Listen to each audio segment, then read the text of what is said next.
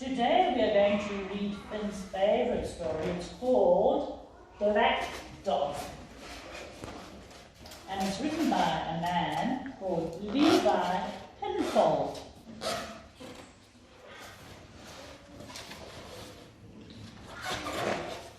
Spring got off. One day, a black dog came to visit the Hope family. Mr. Hope was the first to see it. "My goodness," he cried, dropping his toast. He didn't waste any time in phoning the police. "There's a black dog the size of a tiger outside my house," he told the policeman. The policeman laughed. "What should I do?" asked Mr. Hope. "Don't go outside," said the policeman, and put down the phone. Mrs. Hope was the next to get up. "My goodness," she cried, dropping her mug of tea. She didn't waste any time in calling for Mr. Hope. "Did you know there's a black dog the size of an elephant outside?" she yelled. "Yes," said Mr. Hope. "What should we do?" said Mrs. Hope. "Turn out the lights so it doesn't know we're here." Adeline Hope was the next to get up. "My goodness," she cried, dropping her toothbrush. She didn't waste any time in calling for her parents. "Did you know there's a black dog the size of a Tyrannosaurus Rex outside?" "Yes," said Mr. and Mrs. Hope together. "What should we do?" said Adeline. "Close the curtains so it can't see us." Morris Hope was the next to get up. "My goodness," he cried, dropping his teddy. He didn't waste any time in calling for the family.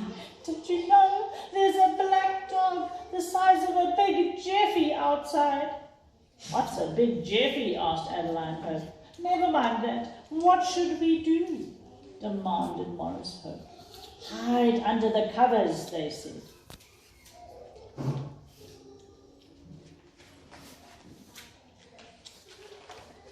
It was then that the youngest member of the Hope family, called Small for short, noticed that there was something going on. "What are you lot doing under there?" "We're hiding from the black dog." "Oh, you are such silly," said Small, opening the front door. "Don't go out there," gasped her family. "The hound will eat you up. It'll munch your head, it'll crunch your bones." But Small had gone anyway. Outside, the black dog leaned down towards her and breathed. "Oh, Maggie, you are big," said Small. "What are you doing here, you guffin?" The black dog snuffed at her. She's a little girl. Okay. All right then, she said. "If you're going to eat me, you'll have to catch me first." And with that, she scurried into the lowering trees. And as she ran, she made up a song. "You can't follow where I go unless you shrink, or don't you know?" The black dog followed.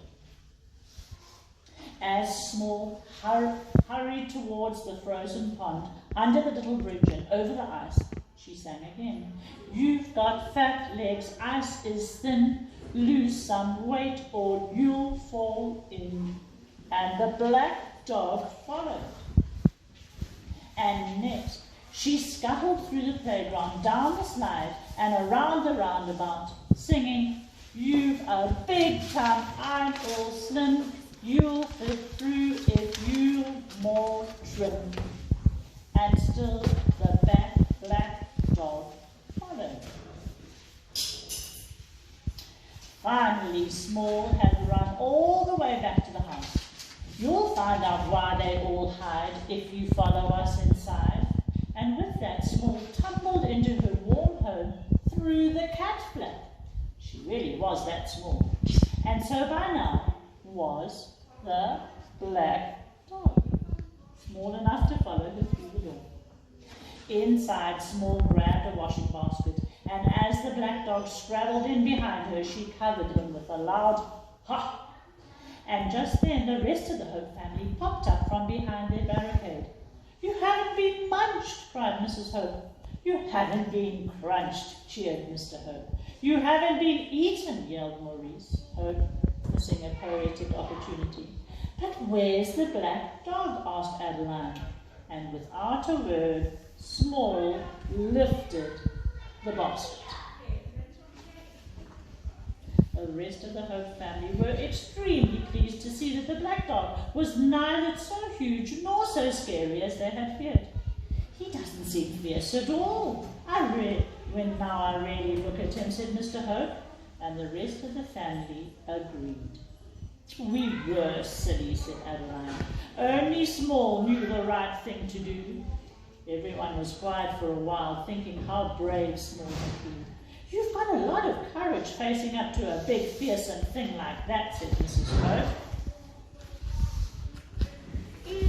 "There was nothing to be scared of, you know," replied Small Hope, as she went to sit by the fire, and the black dog followed.